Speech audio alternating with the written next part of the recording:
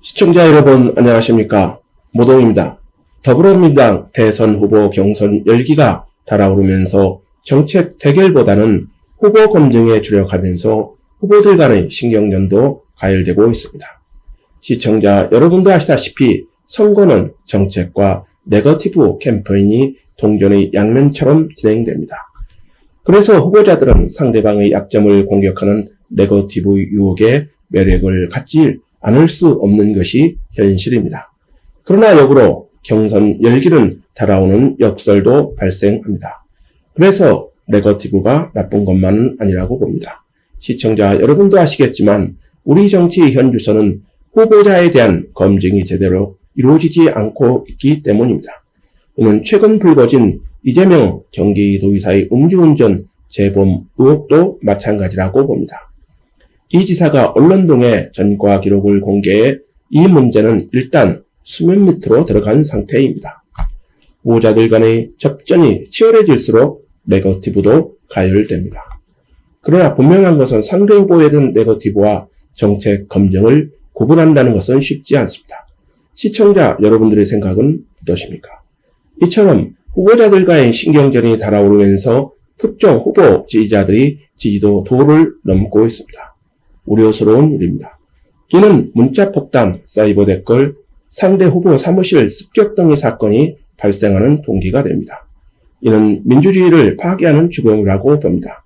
이에 대해서는 과감한 사법적 조치가 따라야 하지 않을까요? 특정 후보의 정책이 마음에 들어 지지하고 적극적으로 행동에 나서는 것은 자연스러운 일입니다. 그런데 선을 넘을 때에는 민주주의를 파괴하는 선거 범죄로 전락한다고 봅니다. 여러분들의 생각은 어떠십니까? 대선 경선에서 일부 특정 후보 강성 지지자들의 일탈 행위가 도를 넘고 있습니다. 그래서 우려가 현실화되고 있는 것입니다. 더불어민주당 이낙연 전 대표 대선 캠프에서 정무실장을 맡고 있는 윤영찬 의원은 지난 9일 경찰에 정체불명의 협박 메일을 수사해달라고 고소장을 접수했습니다. 이에 따라 경찰이 수사에 들어갔습니다. 시청자 여러분도 아시다시피 윤 의원은 성남시 중원구 출신 국회의원입니다. 그리고 이낙연 후보의 측근이라고 할 수 있습니다. 현재는 더불어민주당 대선 유력 후보인 이낙연 전 국무총리의 정무실장으로 이재명 지사의 정책 등에 대해 각을 세우고 있습니다. 그래서 이 지사 측에서는 불편할 수밖에 없는 정치인입니다. 윤 의원은 10일 자신의 페이스북을 통해 지난 5일 메일을 한 통 받았다면서 이낙연 후보 지지를 처리하고 타 후보를 돕지 않으면 가족과 비서진들, 타 후보에 대해 불리한 기사를 쓴 여성 기자들까지 매체를 거론하며 해야겠다는 내용의 협박 메일을 받았다고 전격 공개한 것입니다. 윤 의원은 가족을 언급하고 비서들의 실명을 언급하며 납치와 성폭력을 암시하는 협박은 묵과할 수 없다고 고소 배경을 밝혔습니다. 이어 특히 여성 비서들, 여성 기자들 운운하며 여성을 지목하는 구체적인 위협을 그냥 넘겨서는 안 된다고 생각했다면서 차마 입에도 담을 수 없는 내용 원문을 공개한 것입니다. 윤 의원이 공개한 메일 내용을 보면 더욱 충격적입니다. 지난 5일 메일을 발송한 이재명 지사님 대통령 당선을 위한 광주 1위들이라고 밝힌 메일의 내용은 충격적입니다. 이들은 당장 이재명 후보님에 대한 모든 의혹이 사실이 아니었음을 확인했다고 기자회견하시고 이낙연 캠프에서 물러나세요. 둘러댈 이유야 일신상의 사유 등 많겠죠 라고 사퇴 방법까지 구체적으로 제시했습니다. 충격적입니다. 이어 어차피 이번 선거는 이재명 지사님께서 되실 거고 그러면 이 지사님께서 사석에서 수차례 말씀하신 것처럼 문재인과 그 주변 모두는 감옥에 보내실 것이라며 같이 여생을 감옥에서 보내실 건가요? 라고 협박하고 나선 것입니다. 이 문장이 있는 것처럼 이 말이 직접 이재명 지사가 했다고 보기에는 어렵다고 봅니다. 그럼에도 불구하고 이메일에서는 충격적인 내용이 담긴 것입니다. 더 나아가 이재명 후보 당선에 음으로 힘을 보태세요. 그러면 청와대 자리와 적절한 금전도 보장될 거라고 하십니다라고 적었습니다. 충격적입니다. 그러면서 만일 이낙연 대변인 등을 사퇴하고 이 이사님을 돕지 않으면 윤 의원님 가족은 물론 의원실 여성 직원들 모두의 집과 동선 파악해 놨으니 저희가 납치에 농약할 것입니다라고 입에 담을 수 없는 내용을 보낸 것입니다. 정말 섬뜩한 말 아닙니까? 그리고 동선이 파악됐다면 더욱 충격적입니다. 이어 이사님에 대한 부정적 기사를 쓴 조선, 한겨레, 동아 등의 여성 기자들 집도 모두 파악했기에 저희가 데리고 놀 것이라고도 한 것입니다. 더 심한 글도 있지만 방송에서 하기에 지나쳐 생략하겠습니다. 언론에 대한 저주와 보복의 살기를 느끼게 하는 이메일입니다. 정말 걱정됩니다. 시청자 여러분들은 이 내용에 대해 어떻게 생각하십니까? 사실이라고 보시는가요? 그래서 이 메일에 대한 진상이 철저히 규명되어야 한다고 봅니다.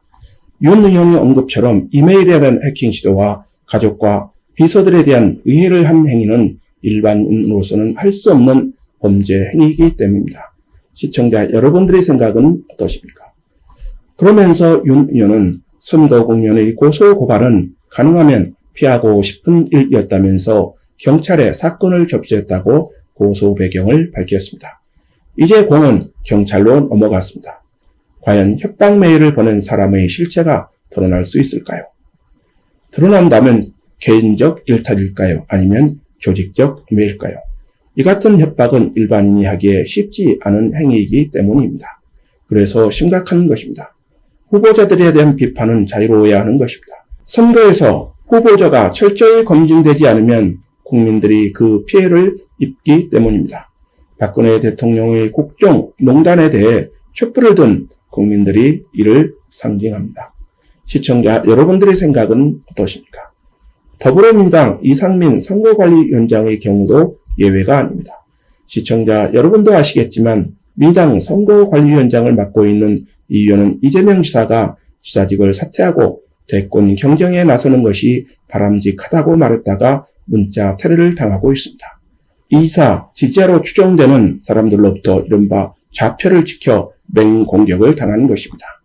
그리고 문자 폭탄은 이 의원의 신체 장애를 비하하는 혐오 발언도 등장해 여론의 비판을 받고 있습니다. 이에 대해 이 위원장은 상대에 대해 경쟁하고 또 여러 가지 반감은 있을 수 있지만 예의를 갖추는 그런 노력이 필요하다고 쓴소리를 하고 나섰습니다. 맞는 말입니다. 특정 후보 강성 지지자들이 선을 넘는 문자 폭탄, 공정한 선거 문화 정착을 위해서도 바로잡아야 한다고 봅니다. 시청자 여러분들의 생각은 어떠십니까? 윤영찬 의원과 이상민 위원장은 이재명 지사에 대해 쓴소리를 하거나 정책적으로 각을 세웠습니다. 그러자 문자 폭탄과 이메일 협박이 등장한 것입니다. 있을 수 없는 것입니다. 공직에 나가는 후보는 검증받기에 나서는 것이기 때문입니다. 이 사건을 보면서 언뜻 2014년 5월 성남시장 선거가 떠오르는 것은 왜일까요? 시청자 여러분도 아시겠지만 2014년 이재명 지사는 성남시장 재직 시 재선에 도전했습니다. 시장 선거를 앞두고 재선에 나선 이재명 시장에 맞서 허재한 경기도의 의장이 경선 출사표를 던졌습니다. 이 시장이 도전자로 나선 것입니다. 그러나 당시 수많은 의혹에도 불구하고 이재명 시장은 단수 시장 후보로 확정됐습니다. 그러자 당내 경선마저 받아들이지 않자 허재한 의장은 형수에 대한 막말 욕설 등 이재명 시장의 8가지 자질론을 제기하며 공천 철회를 촉구한 바 있습니다. 당에 재심도 청구했습니다. 그러자 2014년 5월 8일 특정 후보 지지자로 추정되는 지지자들이 허 후보의 사무실에 난입해 행패를 부린 것입니다.